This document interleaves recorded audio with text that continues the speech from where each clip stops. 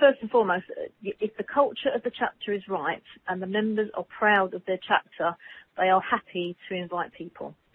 And this is, I think, where a lot of people are nervous about inviting, and they feel like they have to invite them in order to get them to join. But they don't. They want to be ready and proud to show off their chapter, so that they want that person to just come and visit. That's all you're after. That's the only thing that you're going to be talking about, is to have that person come to visit, because it's like a child showing off. It's like when you have an assembly and the kid wants their mum to come and see what they've been up to, because they're proud and they're pleased with themselves. And exactly that same kind of jumping up and down with excitement environment is what you're after, in order for people to want to invite. And once you've got that great environment in the room, it's really easy, because everyone is just so pleased that they want to show off about their chapter. So once the culture is in the chapter, that's a nice feeling, because people want to invite. So you've got the want there in the first place. We can explain the need till the cows come home. We need visitors because it brings in more business and it brings in more members. That isn't really going to work. It's the want. Well, it's kind of a lot of 10-minute slots, a lot of education. We heard at the training at the head office a little while ago, where they said that people are going to be happy about their chapter. If a chapter's only 20 members and they want to grow, they should be finishing their meeting around about 8:10. So you've got another 20 minutes that you can use as education to the room to help them to gain respect and generate a good culture. So it's in those 20 minutes that the director consultant or the chapter director or the education coordinator can spend time going, what do you like about your chapter? What's the reason you come? Who's had a fantastic referral?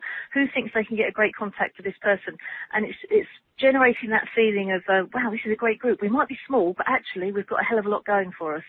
And that then starts to build the culture in the room. So you use that time on a weekly basis to utilise the flipping heck, aren't we great? Aren't we fantastic? And it doesn't take long before that pride kind of sinks in. You may need only to do a month, 6 weeks of that kind of training before people click on and go, actually, we've got exactly the same recipe as that chapter up the road that are 45 members. Yeah. And we've got a really nice group of people here, and we've done some amazing things already, even though there's only 20. So we've got no reason not to grow to 45, because we've got exactly the same recipe as that chapter up the road. And then once they kind of cotton on to that, then the inviting becomes easier. Then they want to show off this lovely group of people. And you'll hear every single chapter will say it. We're unique. We're different from everybody else. We've got something going for us that's different and special.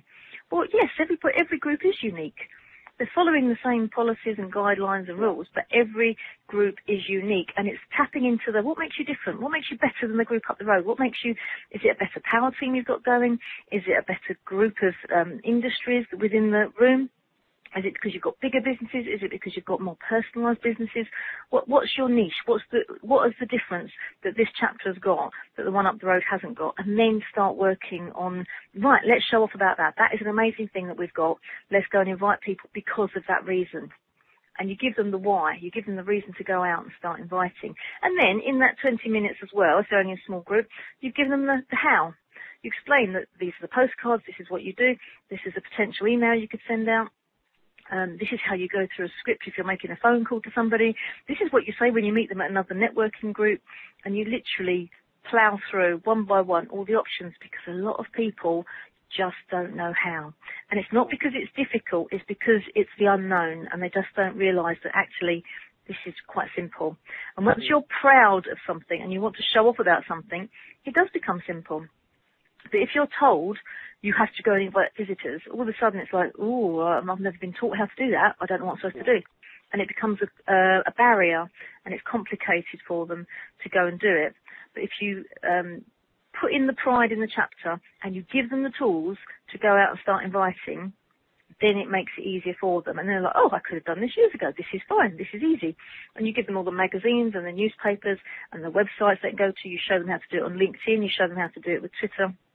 You give them the tools in order to invite. But if they've got the tools and they don't have the passion for their group or the buy-in, and not just the buy-in because you will make more money, that's too easy. They have to be proud of their group. They have to understand what makes it tick. And they have to have a belief, as Colin Reid will tell us up at Scotland South East, that you've got to believe that it can grow to 45, because if you don't believe it, you might as well leave. There's no point.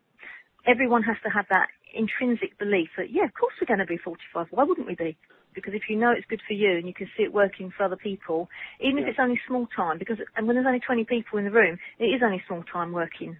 But you've got to have that belief that, well, you're believing for the person you're inviting, because you can say, it might only be working a little bit for me, but I know if we double the numbers, it's exponential growth, and that's when the big referrals start coming in. I've seen it over in Essex time and time again. We are now getting referrals for, it started off 23,000, 55,000, now we're getting 120,000, 500,000. It's getting bigger and bigger because of the belief and the faith these people have in their chapters, and all the chapters are now growing. So we're soon to hit, I mean, we've never had a chapter of 40 in Essex for years, and that was only when there was no other competition. Now we've got a hell of a lot of competition in Essex, but we have the pride in Essex as well. So everyone is very, very proud of what they own within their own little group. Even if it's only a chapter of 20, they have no doubt in their minds they're going to go to 45 at least, because they can't see why they wouldn't. Why wouldn't they? Because they've got everything that all the other chapters have got. What the difference is, once they get into the room, is then some people have this limiting belief of, oh, I don't want to give them an application form because that's heavy sales and that's heavy pressure. But to actually get them to invite is just get them to be proud of what they've got.